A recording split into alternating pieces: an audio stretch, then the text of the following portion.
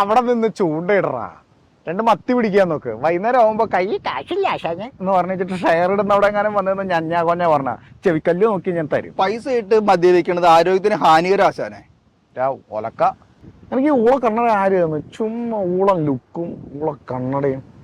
ആശാന പറഞ്ഞു പറ്റിച്ചത്. അന്ന് നമ്മൾ വെള്ളം അടിച്ചിരുന്നില്ലേ? അപ്പൊ ആശാന പറഞ്ഞു നിന്റെ മുഖത്തിന് നല്ല ചേർച്ചയുണ്ട്, നീ എപ്പോഴും വെച്ചോളാൻ പറഞ്ഞു. പിന്നല്ലാണ്ട് എന്റെ സംശയം എന്താണെന്ന് ഞാൻ ചോദിക്കാം. ആശാനെ, എന്താണ് ഓണം? ഓണത്തിനെ കുറിച്ച് എന്താണ് ആശാന്റെ അഭിപ്രായം?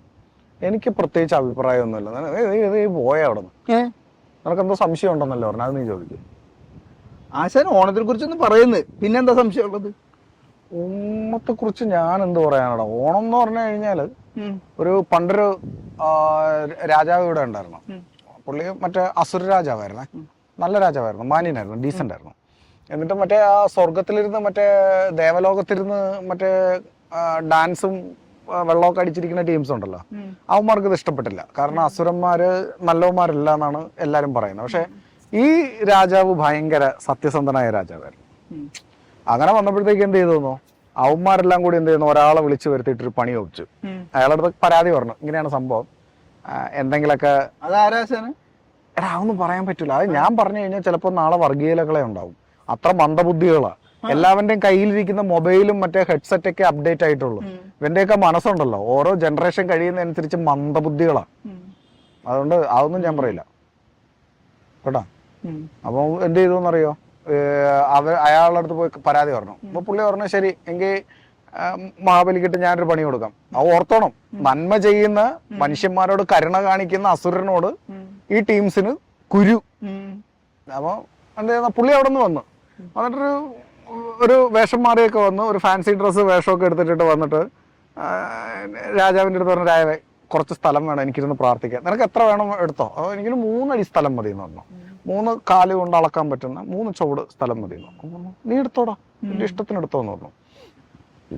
ഇവര് സംഭവമൊക്കെ റെഡിയാക്കി കഴിഞ്ഞ് പ്രാർത്ഥിച്ച് ഇവനെന്ത് ചെയ്യുന്നു, പെട്ടെന്ന് അങ്ങ് വളർന്ന് വലിയ ആകാശം മുട്ടുന്ന പന പോലെ അങ്ങ് വളർന്നിട്ട് ആദ്യത്തെ കാൽവയ്പിൽ ഭൂമിയൊക്കെ അങ്ങ് അളന്നു. പിന്നെ അങ്ങ് അണ്ടകടാഹം മൊത്തം അളന്നെടുത്ത്. 3ാമത് വെക്കാൻ സ്ഥലമില്ല. അപ്പൊ എന്ത് ചെയ്യുന്നു, ഈ രാജാവിന്റെ അടുത്ത് പറഞ്ഞു 3ാമത്തെ കാല് ഞാൻ അവിടെ വെക്കും എന്ന് പറഞ്ഞു. മഹാബലി പറഞ്ഞു എന്റെ തലയിൽ വെച്ച് വന്നു. മഹാബലി ഡീസന്റ് ആയിരുന്നു, വാക്ക് പാലിച്ചു. ഉടനെ എന്ത് ചെയ്യുന്ന ഇയാളെ ചവിട്ടി അങ്ങ് പാതാളത്തിലേക്ക് ഇറക്കിയിട്ട് പറഞ്ഞു, നിങ്ങൾക്ക് വേണമെങ്കിൽ ഒരു ഡിസ്കൗണ്ട് തരാം, മറ്റേ വർഷത്തില് ഓണം ദിവസം വേണമെങ്കിൽ നിങ്ങളുടെ പ്രജകളെയൊക്കെ വന്ന് കണ്ടോ, അത്രേ പറ്റുള്ളൂ എന്ന് പറഞ്ഞു. ഇതാണ് ഓണം. എന്താണ് ഇത്? ചെറുതൊട്ട് പൂമ്പാറ്റയില് ബാലമംഗലത്തിലൊക്കെ വായിച്ചേക്കണ ഇത് തന്നെയാണ് ഈ പറയാനുള്ളത്. വേറെ വല്ല കഥയും പറയാം. ഓണത്തിന്റെ ഞാനെന്ത് തോന്നുമ്പോ മാറ്റാനായിട്ട് ഞാൻ മറ്റേ ഇത് രാജ്യസഭയിലോ ലോകസഭയിലോ നീ തെരഞ്ഞെടുത്ത ആളാണോ വാക്ക് മാറി കളിക്കാൻ? അങ്ങനത്തെ ആളൊന്നുമല്ല. നീ പോയ അവിടെ നിന്ന്. ഇപ്പൊ നിന്റെ പ്രശ്നം എന്താണ്? ആ മറ്റേ ആ ക്ലബിലെ പിള്ളേർ നിന്നെ അന്വേഷിച്ച് നടക്കണല്ലോ മറ്റേ ഓണപരിപാടിയുടെ കാര്യത്തിന്. നീ അവിടെ എന്തേലും പറഞ്ഞോ? നിനക്കെന്താ ഓണത്തിന് എന്താ നിന്റെ പരിപാടി? ഓണം ഇല്ല ആശാനെ. എന്ത് പറ്റി? എന്റെ ആശാനെ, നമ്മള് ഭരിക്കണ മുഖ്യമന്ത്രി പോലും കടത്തി പോയിക്കൊണ്ടിരിക്കുക. ആര് പറഞ്ഞെന്നാ? മറ്റേ പത്രത്തില് വെണ്ടക്ക വർഷത്തിലുണ്ടായിരുന്നില്ല, മൂപ്പര് പോയിട്ട് കേന്ദ്രത്തിൽ നിന്ന് ചോദിച്ചപ്പോ കേന്ദ്രം പൈസ കൊടുക്കാന്ന് പറഞ്ഞു. നമ്മളെപ്പോലുള്ള സാധാരണക്കാർക്ക് ആര് തരും ആശാനെ? ബാങ്കിലാണ് ചെന്ന് ചോദിച്ചപ്പോ സിബി ഇല്ല എന്ന് പറഞ്ഞുകൊണ്ട് അവിടെ നിന്നും പറഞ്ഞു വിട്ടു. ആ സിബി ആണെങ്കിൽ ഗൾഫിൽ പോയി. ഇനി എനിക്ക് അവനെ പിടിച്ചോണ്ട് വരാൻ പറ്റുമോ? സിബിലായിരിക്കും. എന്തോ കണകുണ ഇതറിയാൻ പാടില്ല. ഇങ്ങനെയുള്ള ആൾക്കാർ, നമ്മളൊക്കെ ഈ മീൻ പിടിച്ച് നടക്കുന്ന ആൾക്കാർക്ക് നമുക്കൊക്കെ ആര് കടം തരും? പക്ഷേ നീ ഒരു കാര്യം ചെയ്യ്. എടാ എനിക്ക് കുറി പൈസ കിട്ടിയിട്ടുണ്ട്, പെണ്ണുമ്പിള്ളക്ക് അറിയത്തൊന്നുമില്ല. അവളടുത്ത് ഇന്ന് ചെന്നിട്ട് പറഞ്ഞു ചേട്ടത്തെ കുറി കിട്ടി പറഞ്ഞ ഇട്ടി ഞാൻ തരും കേട്ടാ. ആദ്യം ഒന്ന് കുറച്ച് പൈസ നിനക്കരാം. അല്ലെ വേണ്ട, ആ പൈസ നീ വെച്ചോ.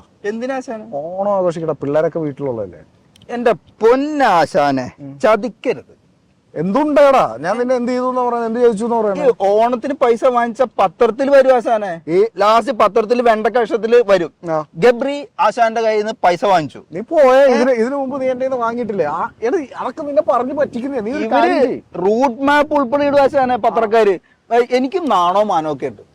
പത്രത്തിൽ വന്നു കഴിഞ്ഞാലേ എനിക്ക് കുടുംബത്തിൽ കയറി നടക്കാൻ പറ്റില്ല. ആശാൻ ഈ യൂട്യൂബ് ഒന്നും കാണാറില്ല ആശാനെ. എടാ ആശാൻ ഈ പഴഞ്ചൻ ഇത് മാറ്റിയിട്ട് ഒരു ന്യൂജനാവാശാനെ. എടാ ഞാൻ കാണുന്നൊന്നുമില്ലടാ. എന്താന്നറിയോ, എന്റെ സൗണ്ടിന് എന്തോ ഒരു കംപ്ലൈന്റ് ഉണ്ട്. രാത്രി ആവുമ്പോ ഇത് കിട്ടുന്നില്ല, അപ്പൊ പിന്നെ ഞാൻ കാണൂല. ആശാനെ ആശാൻ മണ്ടനാ. ആശാന്റെ ബ്ലൂടൂത്ത് ഇന്ന ദിവസം നമ്മുടെ ക്ലബിൽ വന്നപ്പോ കണക്ട് ചെയ്ത് ഓർക്കണ്ടോ? ഒരു മതന്റെ അപ്പുറത്തല്ലേ ആര് കണക്ട്? ആശാൻ തന്നെ ഇരുന്ന് കണക്ട് ചെയ്ത് നോക്കിയിട്ട് നമ്മള് ശരിയാക്കി. ഈ ആശാൻ പാതിരാത്രി കാണുന്നത് ക്ലബിലിരിക്കണ എല്ലാവരും ഇപ്പൊ നാട്ടുകാർക്ക് മൊത്തം അറിയാം. ആ ആശാന് കിട്ടാത്ത ഒച്ച മുഴുവൻ അവിടെ കിട്ടണത്. ആശാൻ ഈ കാണുന്നത് എല്ലാവർക്കും അറിയാം ആശാൻ എന്താ കാണണെന്ന്. ആശാൻ ഒന്നിൽ നല്ലതൊക്കെ കാണണം. ഈ വല്ലോടത്തൊക്കെ ഇരിക്കണ ഓരോ ഈ പാവപ്പെട്ട വീട്ടിലെ കൊച്ചുങ്ങളില്ലേ, തുണി വാങ്ങിക്കാൻ പൈസ ഇല്ലാത്തതൊക്കെ, അവരുടെയൊക്കെ വീഡിയോ കണ്ട് അവരെ സബ്സ്ക്രൈബും ചെയ്തൊക്കെ ഇരിക്കണത് കേൾക്കണത് മൊത്തം ക്ലബിലിരിക്കണ പിള്ളേരാ. ബഹുമാനിക്കാൻ വേണ്ടിട്ട് വീട്ടുകാർ പറഞ്ഞിട്ടുണ്ട് ചെറിയ പിള്ളേരുടെ അടുത്ത് രാത്രി ആയി കഴിഞ്ഞാൽ ക്ലബിൽ പോയിരിക്കരുത്. കാരണം കേൾക്കുന്ന മൊത്തം അവരല്ലേ.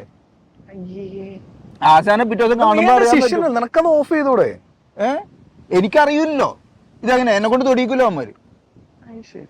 കുഴപ്പമൊന്നുമില്ല, പോട്ടെ അത് വിട്. നിനക്ക് ഞാൻ കുറച്ച് കാശ് തരാം. നീ ആ ഓണത്തിന് അല്ലെങ്കിൽ ആ പിള്ളേരെങ്കിലും നീ വീട്ടിലേക്ക് വിട് കേട്ടാ.